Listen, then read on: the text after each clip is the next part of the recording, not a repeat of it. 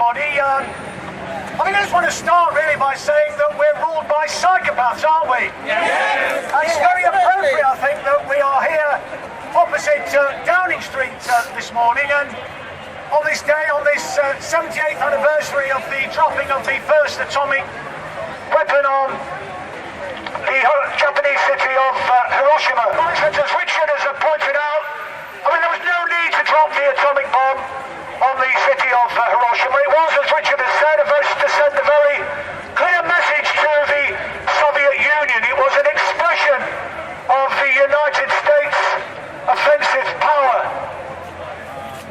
And that same mindset exists in the minds of the political class to this very day. And we have to ask ourselves, why does NATO exist? I mean, Richard touched on this point as well. We were told, weren't we, that when the Soviet Union collapsed, we were going to benefit from a peace dividend. The Warsaw Pact dissolved. But far from the peace dividend being a benefit to the people of Britain and across Europe and indeed the United States of America, we saw NATO actually expanding. It's now nearly twice the size that it was when the Soviet Union collapsed in 1991. So what's the purpose of NATO?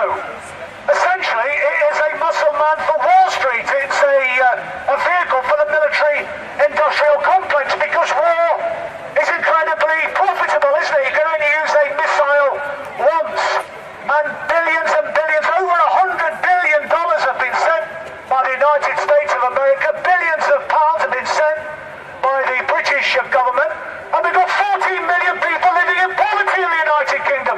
People can't afford to pay their fuel bills and their food bills, and yet we are prepared to send money to prolong a proxy war in Ukraine. It's an absolute outrage and a disgrace. But you know, we hear these politicians talking about the importance of allegedly defending democracy, and this is all about Russian aggression, but let's look at the reality of the situation. This war was provoked by NATO. NATO adopted the Bucharest Declaration in 2008, saying that Ukraine will become a full member of NATO. This was a very clear red line for Russia. Just imagine if a country on the border of the United States of America teamed up with China and Russia in some sort of military pact. They wouldn't wear it, would they? Some of us in the audience, I'm sure, remember the Cuban Missile Crisis. The Monroe Doctrine, actually, of the United States stipulates that they will not tolerate any such alliance taking place on any country on the continent of the Americas. So it seems that, you know, it's okay for the United States, but not for anybody else. So it's very clear that this war was provoked, not just the Bucharest Declaration. We then saw a coup in Ukraine that was backed by the EU and by the United States. We then saw the regime in Kiev basically declaring war on the Russian-speaking East Ukraine. 14,000 people had lost their lives by the time of the start of the military operation by Russia in 2022, and they completely ignored the efforts by Russia that were put forward in December. A peace and security proposal was just dismissed out of hand by NATO. So there was no need for this war to have taken place even days before. But if you actually look at the evidence, this war, not just me saying that it was provoked, and it's not just things like the Bucharest Declaration. You've got articles in journals like the Atlantic Council talking about the strategic case for risking war with Russia. The US Defense Department even commissioned an inquiry a study by the RAND Corporation looking at how Russia could be weakened. This is about, as Julian Assange talked about, another forever war. It's about weakening Russia in order to balkanize Russia, because there are rich pickings to be had by breaking up Russia. So it's an existential threat to Russia, so little wonder that they've responded in the way that they did. And of course, shortly after the war started, it could have been ended. There were peace negotiations, and Boris Johnson was dispatched to scupper those negotiations. So the war is still going on. It's an absolute tragedy for all the people offended by it. And there was a piece in the Wall Street Journal of all publications, I think just a few days ago, talking about the number of Ukrainians who are now amputees as a result of this war. They say the figure is in the order of 50,000 people. That's even higher than the number of amputees in the First World War. What an absolute disgrace.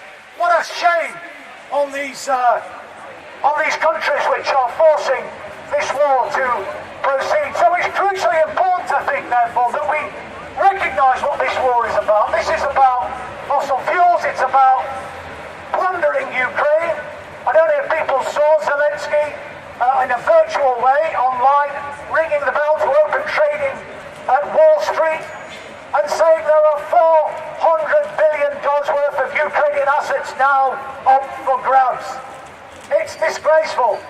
And there are no voices, or very few voices. Maybe Jeremy Corbyn is the only one that I can think of who's consistently speaking out against this war in the Palace of Westminster. Where are the voices for peace? Where are our leaders? That's why I say we're being ruled by psychopaths in this country. We need sane voices to prevail. We need peace to prevail.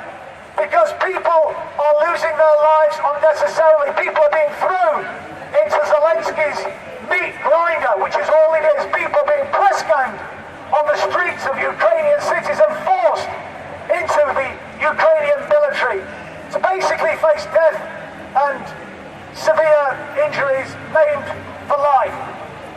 This can't go on. And so it's important that we raise our voices against this madness and call for peace and call on our politicians to actually start to represent us, because in addition to the loss of life in Ukraine that Richard has just spoken about, he also mentioned, of course, the implications and consequences for ordinary people across Europe, with these sanctions blowing back against ordinary people in this country and elsewhere. It's not a madness, and we have to speak up as we're here today, and we need to make sure that we amplify our voices and grow this message of peace. And so I think the message needs to go out from here today: give peace